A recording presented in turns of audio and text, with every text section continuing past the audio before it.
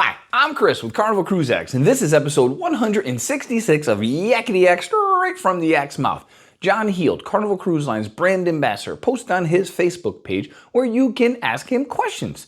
He reads the questions, he answers the questions, we read them all. We take the cool, the funny, the weird, and we put them here for you. So on today's episode, we're talking about why can't I buy 2 bottles of liquor for my transatlantic cruise? I'd like to share the table with somebody. My cabin mate is no longer able to go. Now what? Can I bring acrylic paints? And does Carnival have mystery cruisers? And this is straight from the Yak's mouth.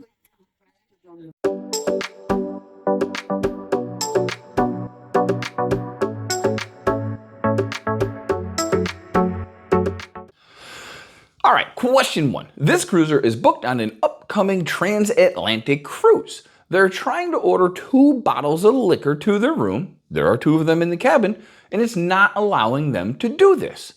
John said they do restrict it to 1 bottle per cabin.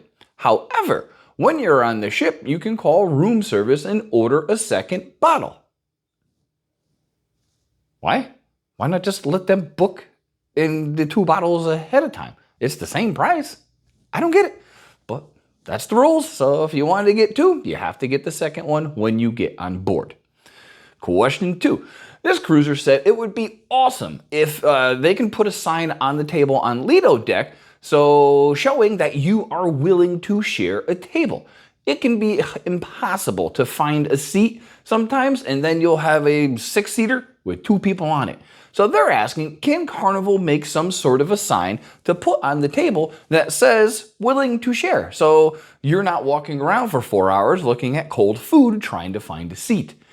John says he wonders if others would like this as well.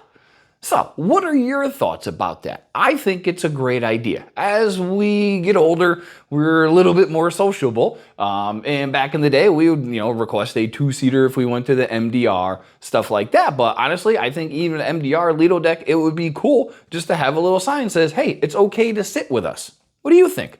Put that in the comments below. Question 3. This cruiser was fully booked, paid cruise coming up, and their cabin mate is no longer able to go. What are the chances, they asked, of them being able to remove that second guest altogether, and how will that work? John said, well, if you remove the second guest altogether, you're still going to be charged for the other guest. In other words, you'd be charged for a double occupancy. This is where Carnival needs to do better for solo cruisers. So if you like to cruise solo, right now Carnival and some other lines charge you double occupancy, which is weird.